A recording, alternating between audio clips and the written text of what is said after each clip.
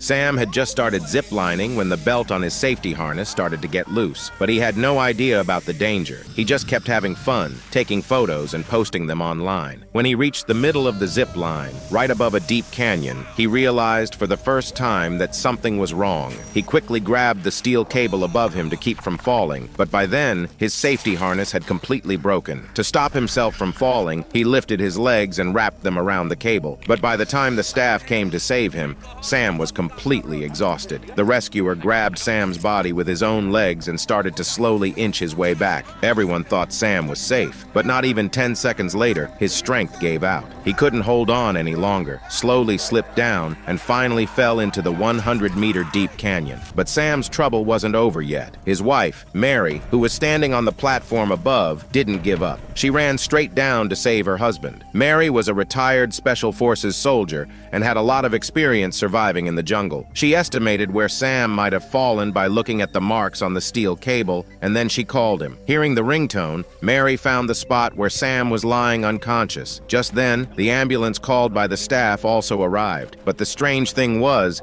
the paramedics there didn't let Mary come with them. She didn't want to argue, so she did as they said and followed the ambulance on a separate bike. But just as they were about to reach the hospital, an SUV came out from the side and crashed into Mary's bike. Mary fell to the ground, and the ambulance disappeared from her sight. She had no idea that this was all planned beforehand. When Mary reached the hospital, the nurse at the reception said that no such ambulance had ever arrived. Mary thought maybe it was the wrong hospital, so she checked other hospitals nearby. But everywhere the answer was the same. It was like the ambulance had vanished. Now, Mary went straight to the police station to file a report. When the inspector heard the whole story, he said, "First, let's go to the zipline place and look for some clues." But when they got there, the same staff that had welcomed them so warmly yesterday now denied everything. They said, "We have never seen any Mary or Sam." Mary's blood boiled. She felt like throwing that man to the ground right there. But the police didn't help much either and said they were closing the case. Now that no one was on her side,